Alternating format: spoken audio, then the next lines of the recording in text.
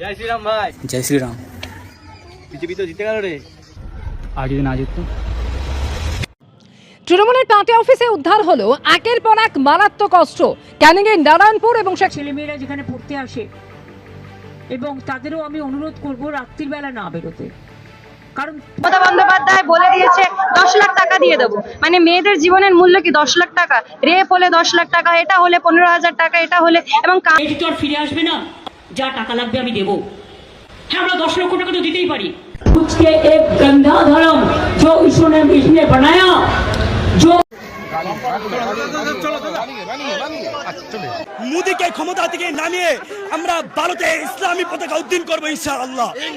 শুভেন্দু এবং নরেন্দ্র মোদী অতি দ্রুত এই আগ্রাসন বন্ধ করুক, না হলে বাংলাদেশের জনগণ সে গাজাতুল হিন্দের ডাক দিবে, ভারতকে স্বাধীন করে টুকরো টুকরো করে দেবে ইনশাআল্লাহ।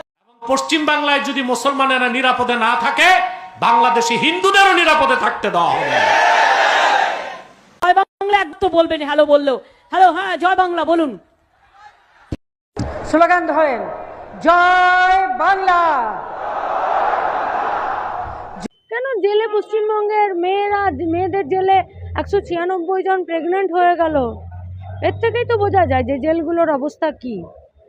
আমরা আছি বলে না আপনারা সবাই ভালো আছেন, আর যদি আমরা না থাকি কোনোদিন সেরকম আসে, 1 সেকেন্ড লাগবে। একটা কমিউনিটি যখন জোট বাঁধে না, ঘিরে ফেললে 1 সেকেন্ডে দেবে একদম 12টা বাজিয়ে। 4 তারিখ 12টার পরে কোন জল্লাদের কত ক্ষমতা আর কার দিল্লির বাবা কাকে বাঁচাতে আসে আমি 4 তারিখ দেখব। তৃণমূল কর্মীর পরিত্যক্ত বাড়িতে পাওয়া গেছে প্রায় 100টি বোমা। যদি অন্যরকম হতো তাহলে এই বোমা অশান্তির কাজে ব্যবহার করা হতো তৃণমূল কার্যালয়। বিজেপির নেতাদের বলছি, জ্যান্ত এই মাটিতে কবর দেবো, মাইক ধরে বলে গেলাম।